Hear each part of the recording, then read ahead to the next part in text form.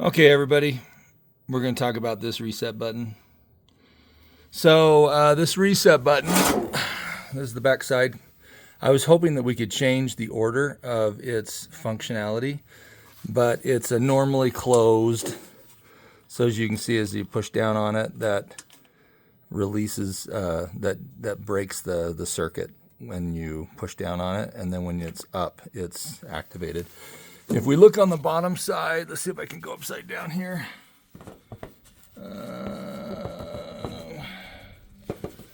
Well, anyway, right there, I'm hoping that you can read that. It says, there's an NC, it says normally closed. Anyway, sometimes those switches, you can tweak them. I couldn't. So unfortunately, I was stuck with it's always closed, except for when you push it and then it's open. So I did a little research and I decided what I ended up doing. I said in my earlier video that you got to be careful not to do this because you don't want to be sending lots of amps through, like for the cranking amps, you don't want that to be going through the switch that might not be rated for that load, nor do you want to have the cranking power going through the inverter relay, because that could also cause its own issues up in the inverter. But if you notice, there's actually two power lines here. We have a line here that comes in and it goes to the battery, to sense, like underneath there. See if I can get under there. It's like it senses that the battery voltage is good. And then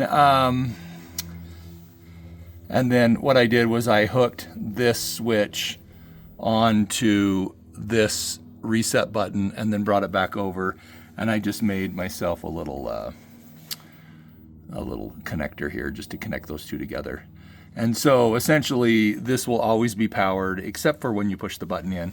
And so at least I'm getting the functionality I want, and that is that to be able to reset this controller without having to take the whole back off. Because on the back of the grill, you can see you've got these little, vent holes where if you look in there, you can usually look in and see if it's in an error state, which is kind of nice. So now you can access the reset button. You hold it down for 30 seconds. That will cause this guy to reset. I've also confirmed that by hooking it up this way, the amps are not going through this little reset button, because the amps are connected direct through this line.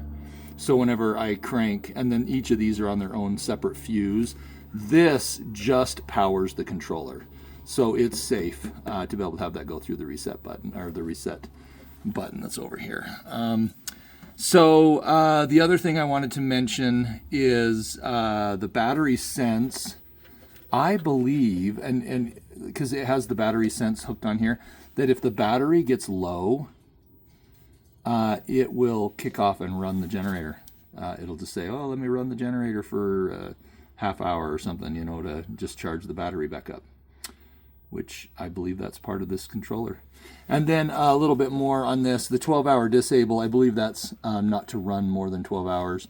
And then here, the 30-day exercise, that's where you can tell it to just, I want you to shoot off every 30 days for an exercise run, which that might not be a bad idea, but I've already set the inverters to be able to do a full charge cycle and an equalize every 14 and 28 days. So it's gonna fire off the generator every 2 weeks anyway, so we should be okay with this guy because he doesn't take that much power. He's very minimal. He's just running the circuitry right here. But long term, you can't just have your generator sit there for a year, because this controller, it will eventually drain your battery down to zero.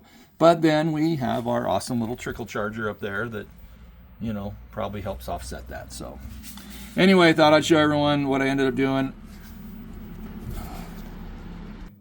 And then just because this is a live line and it had that little connector on there, I decided to put it inside this sheathing, because I just don't want to have that touch and ground out, in here. So that's just a little bit better to have it, inside this. Kind of will just keep that from coming apart. Okay, well, I hope everyone finds this video helpful. I'll put this back together. I have a couple more videos I'm going to shoot And then I think I'm done. This was crazy trailer. This was the craziest trailer ever. Ciao, everyone.